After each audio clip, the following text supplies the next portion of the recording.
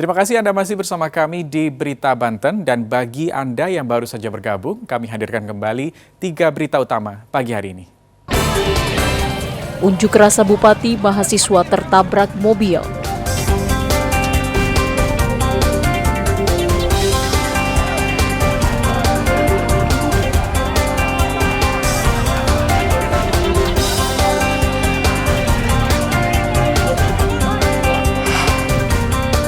Usai diberitakan SD Sindang Raksa akan dibangun Pemkot.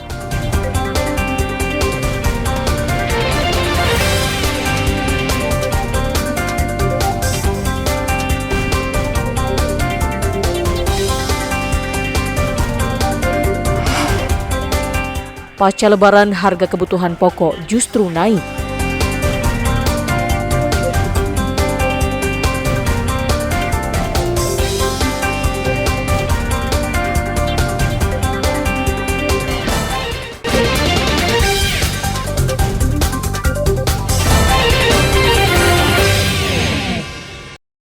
Rumah Sakit Umum Tangerang Selatan di Jalan Raya Pajajaran Pamulang, Kota Tangerang Selatan, Kamis siang kemarin mencatat lonjakan tajam hingga 20% dibandingkan sebelum Idul Fitri. Berdasarkan data, jika rata-rata pasien rawat inap 12 pasien per hari, namun pasca Idul Fitri menjadi 18 hingga 20 pasien per hari. Sementara pasien rawat jalan cenderung mengalami penurunan sebesar 10% karena saat libur Idul Fitri, pelayanan poli dijadikan satu pintu melalui pelayanan poli umum. Umumnya pasien yang datang ke IGD dan pelayanan rawat inap mengalami gangguan pada lambung, hipertensi, dan penyakit kronis lainnya. Untuk dirawat jalan selama libur Lebaran ya dan pasca Lebaran itu ada penurunan. Untuk yang dirawat jalan sekitar 10%-an lah gitu ya. Tapi untuk di IGD dan rawat inap itu mengalami peningkatan. Kunjungan ke rumah sakit pasca Idul Fitri meningkat. Kondisi ini disebabkan pasien kurang mengontrol pola makan dan juga adanya iklim yang saat ini panasnya cukup ekstrim. Ariel Maranus dan Syabudinatar melaporkan dari Tangerang Selatan.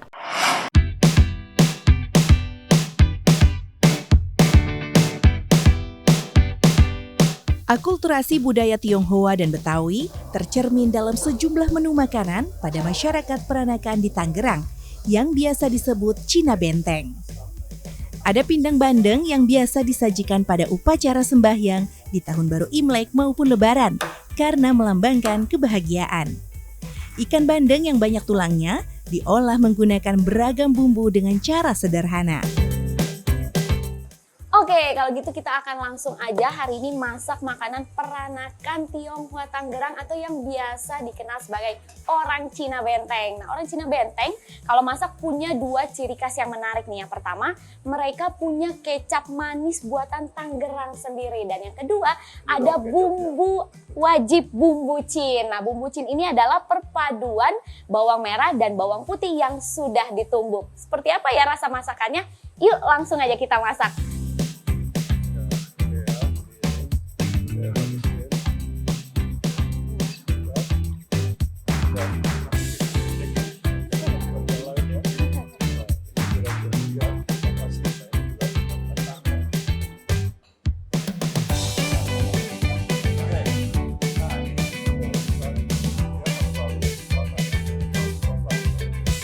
Thank you, sir.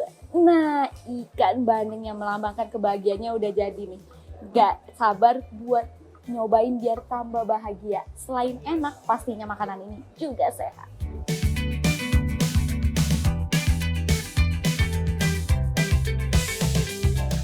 Nah, sekarang ikan bandengnya sudah ada di hadapan saya nih. Saya akan langsung coba aja ikan yang katanya enak banget ini dan beda karena kecapnya beda. Oke.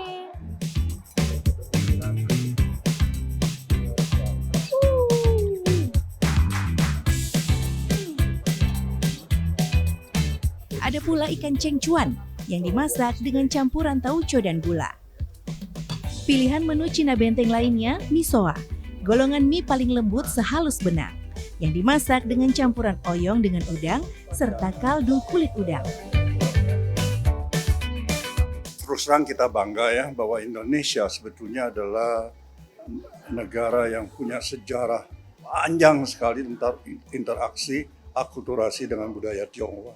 Nah, ini tadi yang datang peranakan Singapura ya, kebetulan dia tokoh di sana, mau tahu banyak tentang Indonesia. Tadi saya sengaja masak beberapa yang nggak pernah lihat, dan di sini adalah hari-hari. Nah, jadi dari situ bisa ketahuan jejaknya bahwa kita lebih lama dan lebih membumi di sini. Ya, bangga tentunya.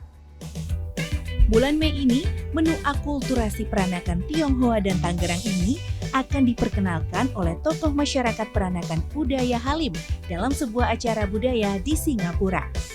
It is very similar to what we do, the Peranakan food in Singapore, Malaysia, and everything else. But it tastes entirely different again, and it's wonderful. It really tastes so good. The simplicity, and more importantly, is the symbolism of how this is actually continue. So it's very, very interesting. Sebenarnya ada mirip, cuman untuk kecapnya mungkin ada beda. Biasanya kalau kecap yang kita coba sehari-hari umumnya lebih manis ya. Kalau ini agak sedikit tidak terlalu manis. Kadang-kadang nostalgia masa kecil. Semoga ke depan menu akulturasi ini semakin dikenal dan disukai di dunia internasional.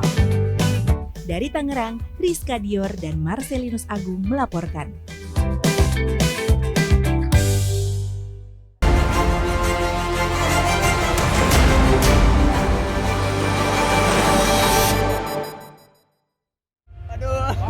Seekor buaya muara panjang 4 meter dan berat 100 kg ditangkap warga Kecamatan Sumur, Kabupaten Pandeglang. Karena bobotnya yang cukup besar, warga kesulitan mengevakuasi satwa liar ini ke daratan. Untuk menahan amukan hewan tersebut, warga mengikatnya menggunakan tali tambang dan bambu. Satwa bernama latin Crocodylus porosus tersebut ditangkap setelah menerkam seorang pemancing di sekitar muara Sumur.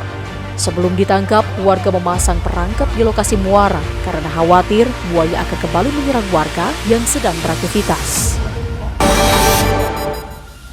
Warga di Ciwaru, Kelurahan Sumur Pecung, Kecamatan Cipocok Jaya, Kota Serang, digegerkan dengan suara ledakan yang keras. Ledakan tersebut berasal dari sejumlah tabung gas yang bocor. Akibat ledakan tersebut, seorang warga mengalami luka bakar hingga 40%. Selain itu, rumah korban juga rusak parah. Ledakan terjadi sekitar pukul 10 malam saat korban hendak memasak ikan. Saat menyalakan kompor, ledakan terjadi sehingga menyebabkan korban mengalami luka dan harus dilarikan ke rumah sakit. Pihak keluarga dan warga sekitar kemudian membantu membersihkan rumah korban yang rusak. Pohon besar di Jalan Raya Rangkas, Bitung, Pandeglang roboh dimakan usia. Petugas BPBD Kabupaten Lebak bersama TNI Polri berusaha menyingkirkannya. Antrian panjang kendaraan pun tak terhindarkan karena batang pohon menutup sebagian jalan. Setelah 1 jam petugas berjibaku, akhirnya batang pohon bisa dipinggirkan di jalan tersebut. Pohon tumbang terjadi karena sudah lapuk. Saat itu tidak ada hujan maupun angin kencang di lokasi tersebut.